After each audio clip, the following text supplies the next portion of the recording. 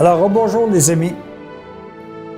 Pourquoi le corps humain existe-t-il? Probablement que vous allez me répondre, on n'a pas connu autre chose, puis c'est comme ça que ça se passe. Mais qu'est-ce que c'est qu'un corps humain?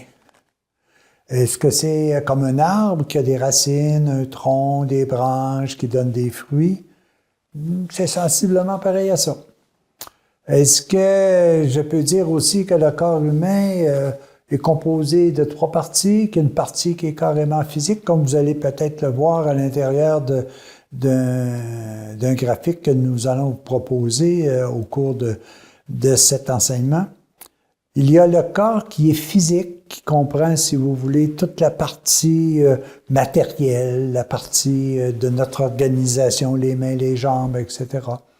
Il y a une partie qui est moins visible, mais qui a tendance à apparaître très visiblement lorsque c'est ombragé. C'est toute la partie de l'âme qui contient les émotions, qui contient les sentiments.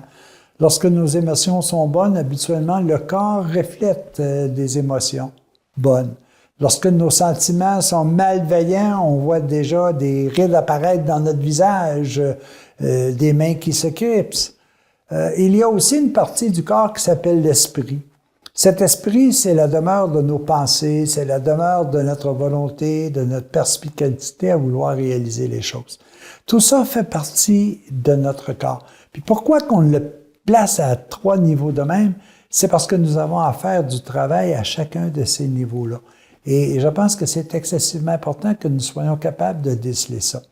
Quelqu'un me disait tout récemment, puis j'ai trouvé ça intéressant, qu'il y a une personne qui l'a appelé puis qui disait justement là, je file pas là, ça va pas bien puis tout est bon puis la personne propose je pourrais-tu aller faire un tour, aller jaser avec toi.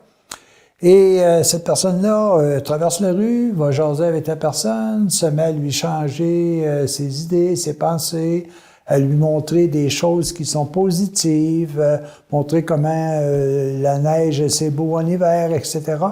Et oh, surprise, lorsque la personne quitte, le corps se ressent mieux. Il dit « ça m'a fait du bien, il me semble que je sens moins ma souffrance. » Pourquoi?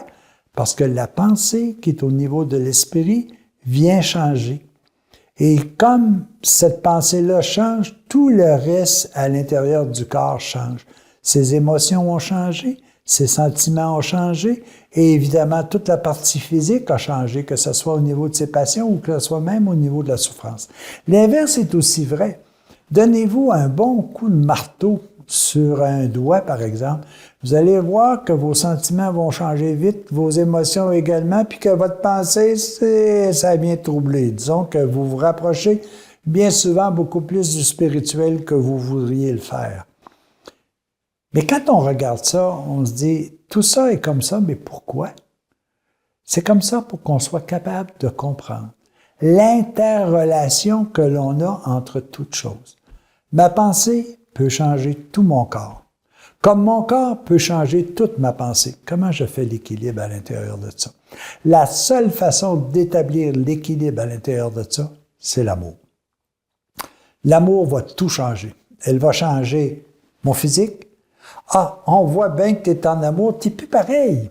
Physiquement, ça paraît qu'on voit que tes yeux sont illuminés, etc. Tes émotions, ton sentiment sont pas pareils, ta pensée pas pareille. Pourquoi? Parce qu'on change. Mais pour changer, il faut amorcer la foi. La foi, elle est à l'intérieur de nous et c'est ce qui permet d'être l'auto-guide, si vous voulez, de chacun des éléments qui constituent notre corps. On est tous faits pareil. On est tous les membres du corps de Dieu. Vous savez, un de nous est absent, le corps divin ne peut pas se répandre globalement sur la terre. J'ai une mission, je dois accomplir ma mission. Ma mission est-elle de 100 ans, est-elle de 10 minutes? Peu importe. Ma mission, elle doit être accomplie, et c'est ce qui est important. Alors, comme l'arbre a ses racines dans l'invisible, nous avons nos racines de corps dans l'invisible aussi, de corps divin dans l'invisible. Le tronc il est venu nous enseigner un jour. Ce tronc est venu nous dire, « Voici, moi, je suis prêt à vous porter, malgré vos faiblesses, malgré vos défauts. Je suis prêt à porter, je suis prêt même à donner ma vie pour que vous puissiez, vous, devenir des branches, porteurs de fruits qui sera donné à tous ceux et celles qui vous entourent. » Le corps, il est là pour que l'on apprenne, et Jésus est venu nous exprimer que notre corps était fait à l'image de l'arbre. Nous avons une racine qui est invisible, cette racine, elle est divine. Le corps, il est le porteur, c'est le tronc. Il est le porteur de nos émotions, de nos sentiments, de nos pensées. Alors, comment nettoyer tout ça maintenant? Suivez le plan que Jésus nous a dressé. Soyez bons, bienheureux les pauvres, bienheureux les chercheurs de miséricorde, de justice. Si vous êtes persécutés, consolez-vous. Il y a de la joie pour vous, en autant que vous êtes capable de comprendre pourquoi cette persécution-là. Les amis, le corps humain est à l'exemple du corps spirituel, mais nous devons purifier chacun de ces éléments-là. Nous aurons certainement un jour la chance d'en reparler, mais prenez soin de votre corps. Il est le temple du Dieu vivant, même si bien souvent on n'en voit pas les racines.